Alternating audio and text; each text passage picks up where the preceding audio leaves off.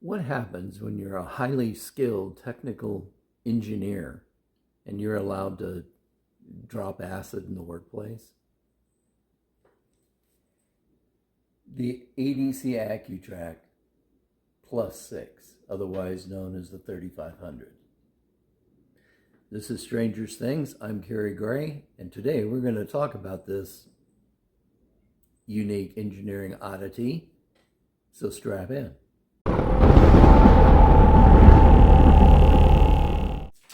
First, a programming note. The reason that I decided to do this video is because of the interest, extensive email communications from other prospective buyers about this turntable. It seems like there's, understandably so, a lot of misunderstanding or even lack of understanding the platform itself, even though if you're my age or older, you probably recognize the ADC Accutrac. If you were always in electronics from childhood, no doubt you saw this advertised in early audio and electronic magazines of the mid-70s. And you thought, like I did, it was cool. And it was the birth of computers as we began to know them in the home, or computerization and automation. So yeah, it looked cool. It seemed cool. The question that this video is going to try to answer is, was it really cool? So let's start with a little background history. The ADC Accutrac Plus 6 turntable was introduced in 1977. It was manufactured and marketed as a high-tech computerized record changer. It was capable of selecting and playing individual tracks, up to 27 of them, across 6 LPs that would be stacked on the spindle. It was produced by ADC, or Audio Dynamics Corporation, under BSR's ownership. Often referred to as the Accutrac Plus 6, sometimes the Accutrac 3500. It had unique features in that it had an onboard microcontroller, microprocessor, if you will, that handled computerized track selection and made extensive use of infrared sensors. It had remote control operation, which was kind of cool. Gentle record handling was its biggest sort of marketing angle. It uses a spiraled lift spindle to pull the records down to the table rather than just dropping them. And it had the ability, like I said, to play up to 27 tracks across 6 records in a programmable order. Now, that's a little misleading. The programmable order is, the order had to, sort of match how you stack the records. It wasn't capable of, like a jukebox, of going from this record to this record to this record to this record. It had to be in order. The idea was to skip the tracks you really didn't like. So on a side note, there is kind of a problem with that idea. It's the mid-1970s. Popular music of the time, not to mention classical music, but popular music, or one genre of popular music, was, what's the term? Progressive. That's what I was looking for. Progressive rock. So if you were trying to use the Accutrac for Pink Floyd, the Alan Parsons Project, classical music, you were going to be unsuccessful. It was just a waste of time, because those albums in that era were thematic and rarely had any significant track separation. One piece would blend into or segue into another without necessarily leaving a visually noticeable gap between the tracks. Not always, but most of the time. Unfortunately, the Accutrac requires or relies on that physical gap between tracks in order to work. The turntable, despite that, was considered futuristic for its time. It does remain a collector's item today. due to its innovations and distinctive design, and we're going to add something to that. Its failure as a product. The platform was very unreliable to be truly useful. The average working time before servicing, according to technicians that serviced the deck back in the day, was about 6 months, meaning that every 6 months, the same customer would come back to the shop with their Accutrac needing adjustment and tweaking. So that's part of the reliability issue that these had. The ADC Accutrac Plus 6 are prime examples of failure brought about by corporate desperation from overextension, misreading of consumer tastes, and a total misunderstanding of emerging digital technologies. Today, the Accutrac platform belongs in museums or personal collections as a reminder of how historical provenance and converging paths of old, established, and in some cases ancient companies might converge in a total collapse of a market and shift the trajectory from one side of the planet literally to the other side of the planet almost overnight. The ADC Accutrac is not a daily driver, even today, save one configuration, the configuration that this one is in, and really the only configuration where you get value from it. And that's as a single play, semi-automatic platform. So say goodbye to the cool parts unless you want to spend a lot of money and really get very little value from that expenditure, except as a collectible, as part of a collection for bragging rights and showing off and whatever, or as in a museum setting where the history can be taught beyond just it's a turntable or a record player, whatever you want to call it.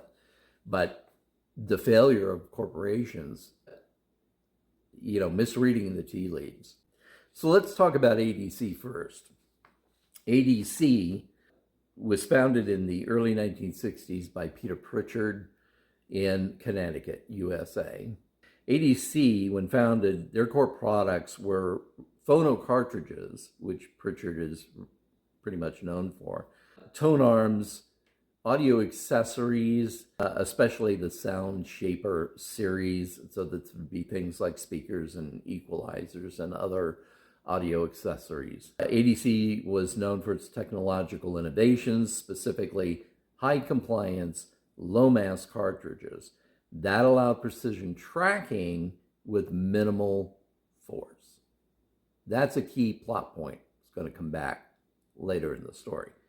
ADC was sold to BSR in the late 1970s. So as a company, ADC was only around for about 15-ish years, 16, 17 years, under the ownership and leadership of Peter Pritchard. But the brand faded as analog audio gave way to digital formats that were coming down the pike, specifically the early 80s, specifically at that time, it was the peak of cassettes, but CDs or compact discs were emerging. The next company we're going to talk about is VM. That was founded in 1944 by Walter Miller in Benton Harbor, Michigan, also USA. In the early days of capable changers, specifically the late 50s and 60s, VM led the technological evolution of that. They ruled the contract changer market. So that would be the consoles. They're American-made mechanisms. They were engineered here, made here. They were known for their durability, versatility, and their widespread use, as I said, in OEM audio systems. Like Motorola RCA Magnavox and Zenith were some others. They're reliable. They just work. They may not be pretty, but they're elegant in their simplicity and reliable. And VM ruled the market for only a very short period of time, primarily in the early 1960s, from about 1960 to about 19 64. So you would find VMs, although they're kind of hard to find today, but you would find them in the majority of consoles as a contract changer. And this time period is before BSR, that name again, really came to prominence. And how they did that, there's no proof, but the thinking is, if you will, that BSR essentially ripped off VM intellectual property IP. If you've ever seen a BSR mechanism and compared it to a VM, a reasonable person would conclude that that was a ripoff. And if you look at the history of the two companies, a reasonable person can also conclude logically what happened. And that's our presumption. BSR took over the market from the VM in the mid-60s as a market leader. BSRs were like vermin. They were like roaches. There aren't a lot of surviving VMs today. That I've only seen one in my entire life. BSR took over the market almost overnight from the mid-60s and ruled the market for a decade, a little bit more, but I'm not going to go that far out just yet because the qualifier here is ruled the market. VM, small privately held company, was, I'm pretty sure they knew that BSR lifted their technology, but VM unable to pursue BSR, they just didn't have the financial resources. BSR is a foreign company, so that adds a lot of complexity. So they couldn't pursue them, and they just let it happen. So BSR took the IP, improved upon it, and took over the world literally overnight. By 1971, VM was, according to their owner, already operating on a shoestring, and that's really code for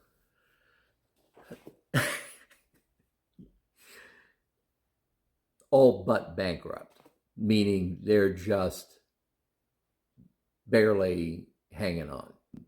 And by 1977, VM had declared formal bankruptcy and ceased operations pretty much immediately. BSR, Birmingham Sound Reproducers, the changer everybody knows.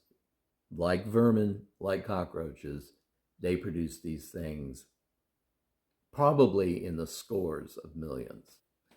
And they just stamped them out, literally and figuratively. First of all, they were founded in 1932 by Daniel MacDonald. So sometimes that's why you'll see BSR MacDonald in England. So they're across town from that other English company, Gerard. BSR's initial focus in 1932 were electronic components like transformers and amplifiers. But by the late 1940s, they had expanded into sound recording and sound reproducing instruments, which by extension would eventually mean turntables or record changers. BSR had become one of the world's largest manufacturers of all of these product lines, including record changers and turntables, but they weren't quite yet that big in that particular sector. That is until 1957. That's when BSR went public. And by going public, that gave BSR access to vast capital resources, which is what it would need to take over that phonograph and changer market, which is exactly what it did. And tying it back to VM, who was the big dog on the block between 60 and 63, are you starting to put it together yet? BSR, now public with all those vast reserves, they want to rule the changer market, which is just one of their vast portfolio of products. Put two and two together, buy a couple of VMs, backward engineer them in the early 60s, figure out your plan going forward, and debut your first products and start taking contract work away from VM. By 1965, VM was a small player. So They did that by employing the age-old tactic of ripping off the IP and then waiting for them to sue. In the meantime, they would sell kabillions of units, increasing their vast cash reserves that they would need to just tie VM up in court until it went bankrupt. VM knew that they couldn't do that, so they never even tried, to my knowledge or any historical count. VM never even tried to go after BSR. They gained ground with widespread use, taking all those contracts, and they also produced under their own name and sold them as standalone changers as well, of course, that we all know. Prime customers for BSR in those days were Dansett, RCA, and Zenith, big customers. Okay, so that's a tie between BSR and VM, the American company. Garrard, founded 1915, was a cross-town, if you will, also an English company, founded in 1915 by Garrard and Company. Garrard and Company was their parent. Garrard and Company is best known as the keeper of the crown jewels for over 160 years, up until 2017. For some strange reason, about 1915, I'm not really sure why, diversified. Who better to task with the challenge of producing high-end gear for the emerging radio performance market and then broadcast market than the company you already have on contract to service the crown jewels, Garrard. I think that makes sense. I think that's probably why that company, of all companies, and this is way before BSR, so it was pretty much Garrard or Gerard, depending on what part of the country you're in, I guess. So Garrard record changers were British engineered turntable mechanisms renowned for their durability. They were aimed at the home audio market as that evolved. They were primarily known for high quality gramophone, motors, and turntables, like I said, for home and broadcasting use. So we've covered Garrard, BSR, VM, and ADC. These companies all kind of converge. Garrard, not as much as BSR, but it is important to know, if you've ever looked at a Garrard or serviced a Garrard, there's a lot of similarities, but where Garrard kind of has a little bit of an impact to the story is Garrard had imagination and creativity. In some home models later in the years, especially in the 50s and 60s, on their consumer gear, they got a little gimmicky, but no Garrard without imagination. BSR, by contrast, even though Garrard itself has nothing to do with the ADC BSR story, it provides a contrast to BSR, which was the antithesis, completely unimaginative. They had, I think I read somewhere, maybe 4 to 6 base platforms in their entire history. Their entire more recent history, say from the 60s on. And they just stamped them out by the millions with very little variation, mostly cosmetic. So they had zero imagination, where Garrard had a lot of imagination. I point that out in contrast because it's the topic of imagination. It's going to come back into this story. So in summary, BSR ripping off VM. BSR had its own challengers, as I said, namely Garrard, the other company based in England. Garrard was older and more financially deep than BSR. One could presume that Garrard's gimmicky features were aimed more toward the consumer side of their business.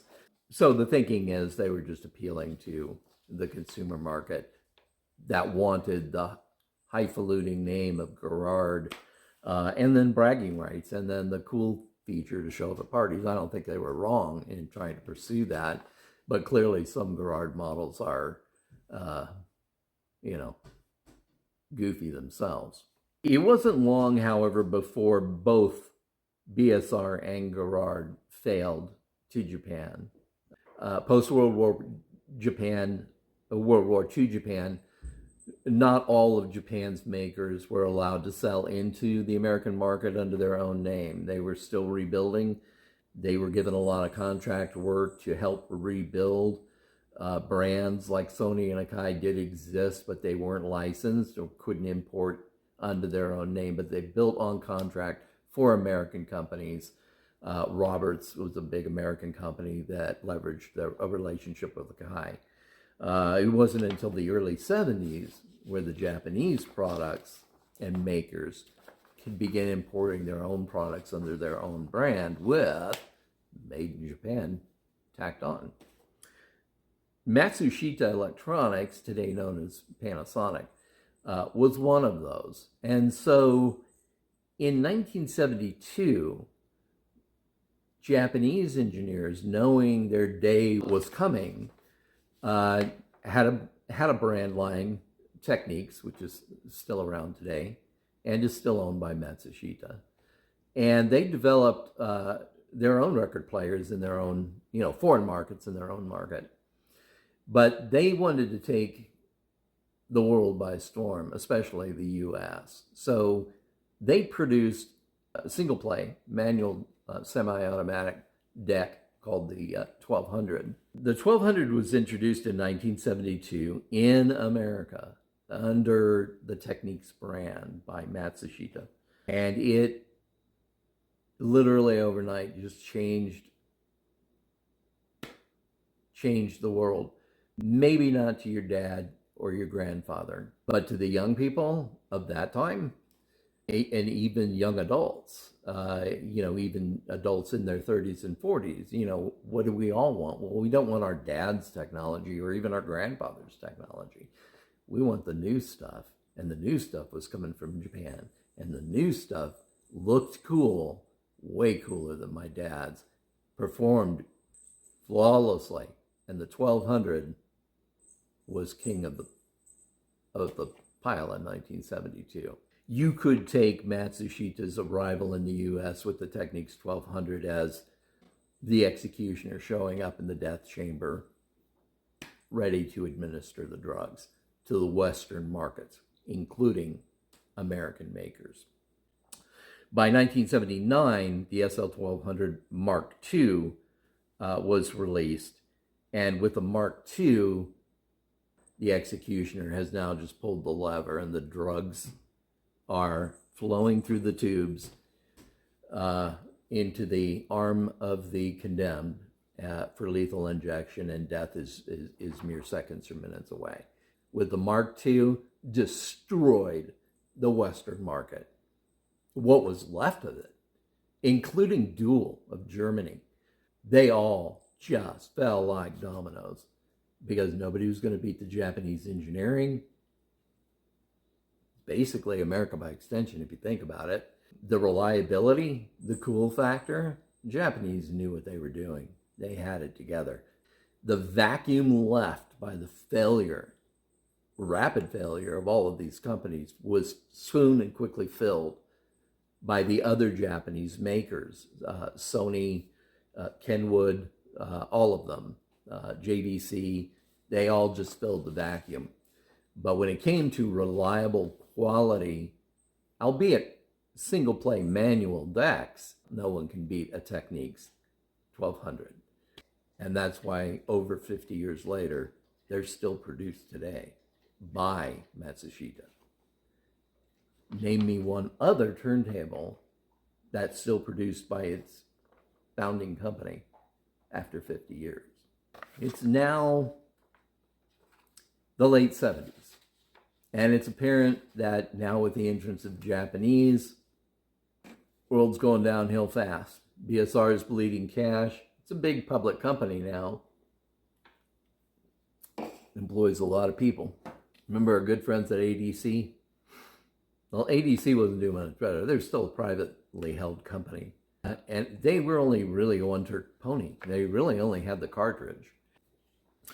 And as a one-trick pony, that competition was now heating up from the Japanese market. So both ADC and BSR needed a bedfellow to survive. BSR lacked imagination. ADC had nothing but imagination. BSR had a lot of cash. ADC had virtually none. It was a marriage made in heaven. or an unholy union made in hell. BSR wasn't going away quietly under the threat of Japan, under the threat of Gerard. They were bleeding cash. They needed a partner. But ADC had just produced the Accutrac 4000, so sort of the predecessor of the one behind me. 4000 was a single play manual, so it was obviously trying to target that market that Techniques was building. 4000 is not a multi-stacker. It's just a single play, semi-automatic manual turntable. But it was programmable, so you could still, play tracks on it in random order. So BSR and ADC got together somewhere, I don't know, two principals met at CES, figured out they needed each other, and they hatched a plan to save each other. And so that led to BSR's acquisition of ADC and gave both companies some badly needed pros and, as history would show, badly unneeded cons. ADC would get badly needed cash from the sale to BSR, and BSR would get access to high quality, well-respected carts bearing the ADC brand, and the engineering creativity of the ADC engineers who created the Accutrac in the first place with the 4000 bills. If you ever come across one, grab it. ADC turntables were never produced in mass batches. They were produced in limited quantity runs, specifically to support showing off their flagship product was the cartridge. And the Accutrac 4000 under ADC prior to BSR was no different. But this new company, or ADC under BSR, would be allowed to take the Accutrac to mass production, create other platforms based on it, such as this one, the Plus 6 or the 3500, and BSR would be able to market all of its turntables now with ADC cartridges. That's a huge, seemed like a really smart move on BSR's part. So that union happened. That happened. From there on, ADC products were always carried the tagline BSR company or something similar. So the question is, did it work? Well, ADC principals probably got the better end of the deal. I'm sure they went on to pay off their mortgages, send their kids to college, all while BSR picked up the tab. The founder of ADC, Peter Pritchard, went on to found Sonus cartridges, where he just continued his work developing even better cartridges based on all the work he did at ADC. And he did that after leaving the Unholy Union after only a couple of years, somewhere about 1980. So in 1981, he founded Sonus. BSR itself went on to fail completely as a business concern by 1985, just 7 short years after the acquisition of ADC, its last and final major acquisition. In fact, the Accutrac itself, the entire line, was discontinued only after about 4 years. By 1981, the entire platform was discontinued. Largely held to be a failure in the eyes of pretty much everybody as a product, certainly for the price you paid for it. Sonus would also fail by the early 90s, so it only had about a 10-year run. And that's just a side note, but again, it further demonstrates the mistiming, misunderstanding of markets. These guys might have been geniuses, all of them, but probably were not very effective businessmen. But leading the march into corporate failure for BSR was this particular platform behind me, the ADC Accutrac, specifically the Plus 6, because it came after the 4000. I know it seems weird, 4000 then 3500, and, well, trust me on this. The 4000, which was the predecessor under ADC, and then came the 6 Plus, which is the fully automatic multi-stack changer version based on the 4000, even though they give it a internal number of 3500. Seems weird. So this led to BSR's failure. It was not the only contributor, but it was probably the poster child for BSR's final demise. It was mistimed, misaligned, expensive, unreliable, all things antithetical to the brand BSR and ADC. So it was really, it was the demon spawn of an unholy union of ADC and BSR. BSR dissolved by 1985, just 7 years after the ADC acquisition. So that is a fast demise. But it wasn't just this that was the only contributor. But it is just this that we're going to talk about in further details. We're not going to talk that much about the other market forces at play.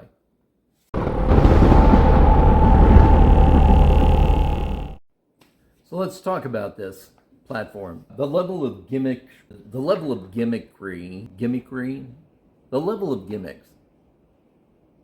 of gimmicks employed in this platform, I would say is second to none. There are several gimmicks, and this is why this video is important, because there's a lot of interest in this platform, as there is in many of the ones that you see, all in various states of disrepair or missing parts, typically, as ours is. But it's an odd unit, so it's understandable why there's interest, especially to collectors. But collectors are the only people that are going to pay big dollars for anything. You're not going to sell it to just the average Joe Blow passerby for, much money. They're not going to have that appreciation for the historical provenance of the platform, and that's what we're going to focus on here. There are about 6 or 7 primary gimmicks that are just kind of laughable, really, but at the time were super cool. Chief among those is the elevator. That noise that you hear, that's the motor. And so I have this configured in single playing, manual or semi-automatic operation. Basically, that means only the red buttons are going to work. All the white buttons have no function. And that's primarily due to, lack of the proper spindle that goes in the center. And without that spindle and without the proper cartridge, none of this will work. So right now, it's playing. The noise that you heard, I wouldn't say it's a reliability issue, but it definitely is a quirk. That's the motor spinning down and squeaks, makes noise. That's what it does. And you'll see that when I raise this. I just hit raise records, and you can already hear now the motor is spinning in reverse, and that's cool. And it's raising that plastic tube in the middle, which is cool. The spindle, which I don't have, would be poking up here. It holds the records without an overarm. The mechanism from the bottom pulls in those 3, allows a record to drop, and then expands it to hold the rest of them up. So there's no need for an overarm. Those 3 pedals, if you will, are closed by the rising of the elevator. Now I'm going to rise this again without the record on it. But the spindle would be coming up here. It would have those 3 pedals, if you will. This elevator, as it rises, would close those, drop the record on this elevator. They would expand again, holding the rest up, and gently bring the record back down, as you saw earlier, to the table. One of the biggest criticisms of BSR tables, and really all of them, but BSR specifically, was what they called the plop. They're noisy machines. Really, that was the only complaint. The plop sound of a record dropping from 4 inches or so. We've all heard it. It's very distinctive. Plop. My question is, was that really a problem? Isn't this just a solution looking for a problem to solve? And I'm finding it hard to believe that that was actually an issue that needed to be solved. However, that does not take away from the cool factor. I don't care what you say. That's just cool. The motor runs backwards, That's another goofy thing. And then spins forward to bring it down. So it runs backwards to raise the elevator, forward to bring it down. And you can hear it squeaking. And that's because that's plastic on plastic. That elevator is nothing more than a plastic tube, probably PVC. And it can warp and get out of shape and therefore cause more rubbing. Now, I've used silicone. So deal with the squeaking. It's part of the enjoyment of it. It's driven by a sub-gimmick of this gimmick, if you will, which is a dual induction motor. And induction motor is paired, so it's stacked together, sandwiched together on one spindle. The top motor is the main drive motor in the forward direction. The bottom motor is wired in reverse direction. And when it needs to go backwards, it turns that motor on, which is attached to the spindle by a clutch. And both the tone arm and the drive motor are done that way. I haven't gone any further into the dissection of that, but that's how they do this mechanism. So that's gimmick number one. Gimmick number two, which is kind of a minor gimmick, is output LEDs. And unless you look for them or know about them, you're not even going to know that they're there. It's hidden in a recessed area of the black plastic base. The tonal wires come out and get anchored off, as they do because they're thin. And they feed a board that feeds two LEDs, infrared LEDs. And then those LEDs are placed in front of optocouplers that read the light. And then those optocouplers are wired directly to the output jacks. I'll wait while you back up and listen to that again. The tone arm is connected to a board with two LEDs, one left, one right, infrared LEDs, which is placed right in front of another board with two optocouplers, which read that light, and those are directly connected to the output RCA connectors on the back. What? Why would you do this? Those LEDs or optocouplers get dirty. Like I said, they're recessed. It's probably not that likely, but certainly with age and time, they get dirty. They're going to interfere with the signal. This was just a pragmatic way of having the microcomputer on board mute the signal. Kind of makes sense. You just cut off power to the LEDs. That would effectively mute the signal. I mean, after all, other high-end turntables already employed mute through leaf switches. So my thinking is primarily that's what it is. But be aware, tucked down underneath here is that LED optocoupler setup. Gimmick number three, the remote. These came with a remote control, handheld remote control, pretty boxy and ugly by, typical late 70s standard. What you would do is you would plug what they called the orb into the back of it. And the orb was a silver sphere that literally sat next to it. And so I don't know whether the marketing people said, we need something space agey. Why don't you just put a black transparent window here with a sensor, and wouldn't that be easier? That was more to the story about that remote that I just learned. Wow. But it still could have probably been done a hell of a lot simpler. So you really don't have a complete Accutrac unless you have the orb, and therefore the remote. The remote doesn't work without the orb, and the orb without a remote is just an interesting piece of silver metal that people will say, what is that? It was probably the number one biggest gimmick of this platform. But the reasoning is partly marketing, more pragmatic, if not ridiculous. The remote is not infrared. The remote is ultrasonic.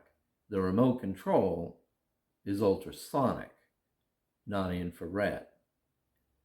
That's the reason for the orb, because the orb houses an ultrasonic microphone, the circuitry to decode those ultrasonic pulses, convert them to a language the microprocessor can understand and then output them to the microprocessor. If you really want to have fun and you have one of those ultrasonic remotes and it works, put batteries in it and aim it at the dogs next door that drive you crazy. It's a lot of fun. Or you could, if your significant other has unusually high hearing range, you might be able to make their skin crawl by pointing. You might even be able to clean your teeth with it. The tracking sensor. The tracking sensor is right there. So it's still between the cartridge and the head shell, because otherwise it would just be dangling around. It is still functional, it still works, but it doesn't work in the way that it was intended because it is not the original cartridge. So the tracking sensor is really the heart of the automatic part of the machine, or everything that's a white button. What the tracking sensor does is it looks for that space between tracks on a vinyl LP. For some music by some artists, especially thematic or symphonies, things like, it's not going to have any function, it's not going to work anyway, because there isn't usually a noticeable break. So it's just a standard 8 to 10, 12 track or 10 track LP with, very visible spaces. This, I will say, could work. Not always, but again, it's a gimmick at the end of the day. I guess if today people listen to electronic music, they don't download albums, they only download the songs they want, and the rest of the songs on the album they know are fill. Any artist will tell you that anyway, and they don't like them, so they just skip over them. And I think that's what this is really trying to target in advance of the rest of the market getting there. But that was misguided on a turntable. Last-ditch effort to, hey, we're relevant, when the digital age was really coming. But again, it won't work unless there's a significant break between the track. But we think because the sensor is infrared, that's what led them to use ultrasonic for the remote.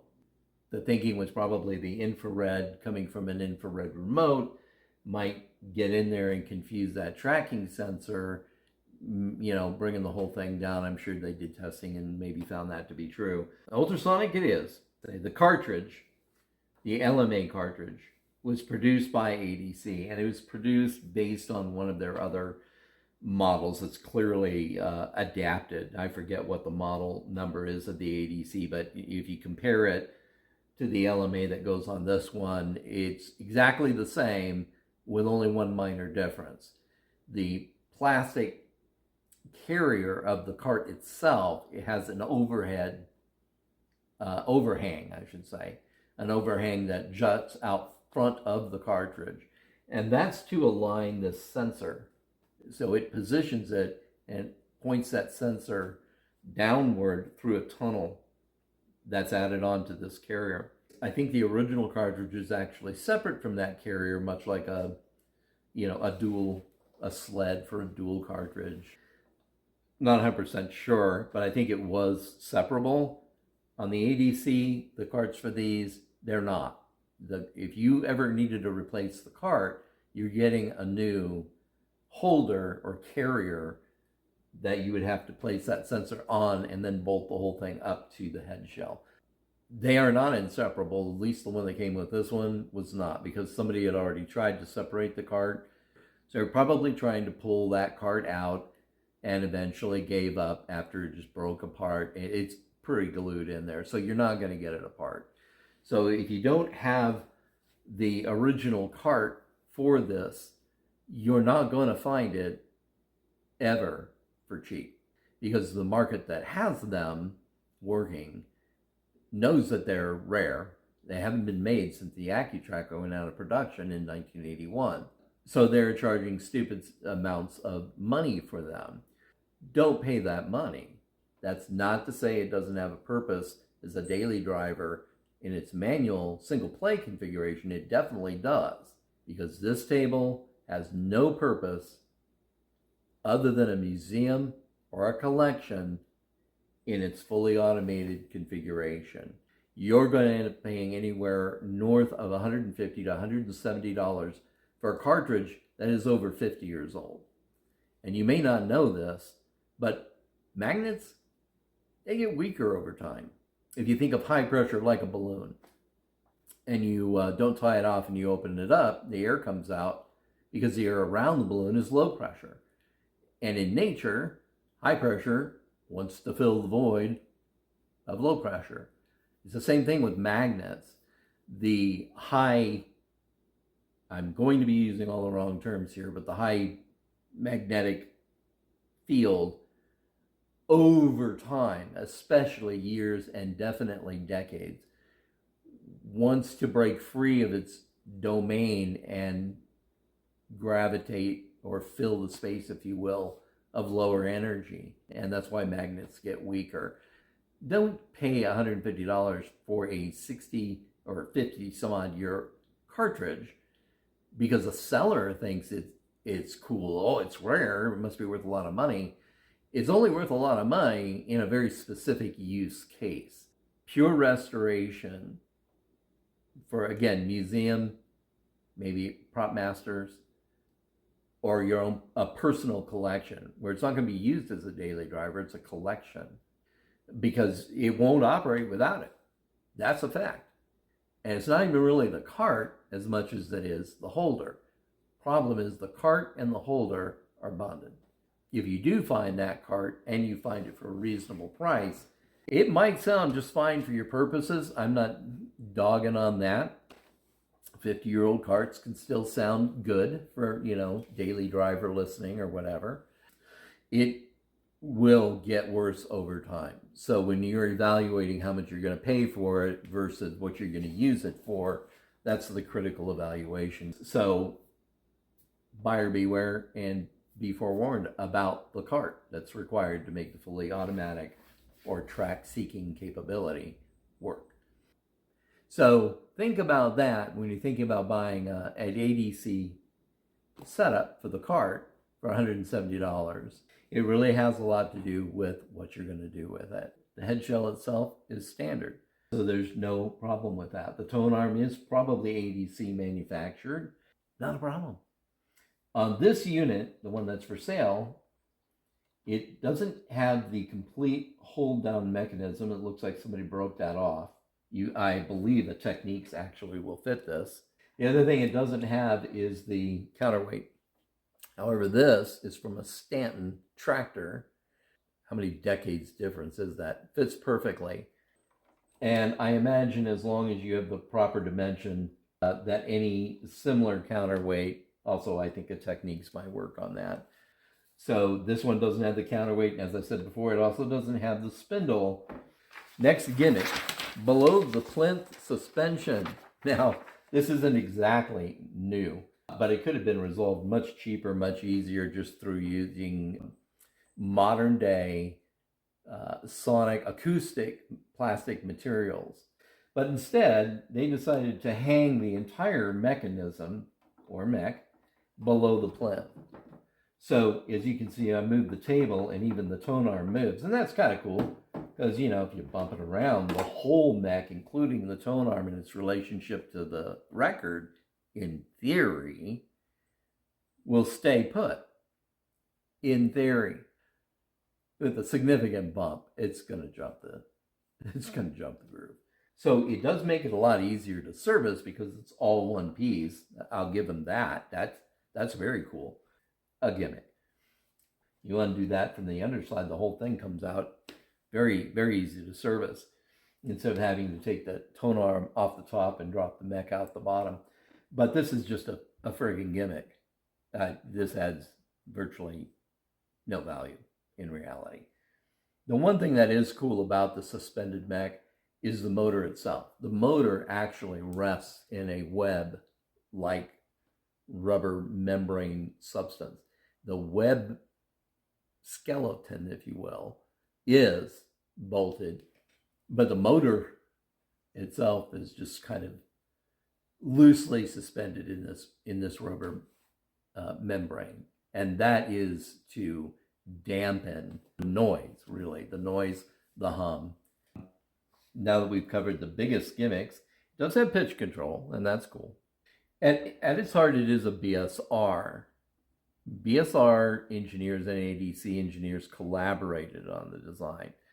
So outside of the tone arm, the cartridge setup, which would almost certainly be ADC, the electronics came from ADC. The concept of the Accutrac was ADC, but BSR contributed in all other ways. So whether the mech itself is probably BSR, even though the electronics part is ADC, they're solid. Once you get past all the gimmicks, it is solvable. They are known for their sturdiness and reliability. The manual table, it's very good. It's a lot of fun, and it works very well as a single play manual table. So I don't have a problem with that. You don't need the spindle unless you have the cart, because it's not going to ever function. Not going to function ever without the cart setup. Period. Take my word for it. Look it up. It's in the documentation. But you still need to have that sensor there. So the gotchas is that you can't cut that sensor off, because this computer, although really not functional without that waveguide, is still expecting the sensor and the LED specifically to be in circuit. If you cut it off, nothing's going to work, not even the red buttons. The other thing about it is, what are the infrared frequencies that might upset this? Because that is still a live sensor in there, but I don't know. I don't even know if there was any validity, because no one knows what frequencies they were actually using. Yeah, don't cut the wires. It is expecting it to be in circuit. If you do find that you have interruption in the table from other sources of infrared, like the TV remote, it would be better to find some way to cap off the infrared reader, which is this part that comes down here. And that's basically the waveguide. Think of it as a waveguide, a light waveguide, that's responsible for shining the infrared down to the surface of the record and then reading the reflection back. Bottom line, the Accutrac was a marketing oddity with some historical significance, as we talked about.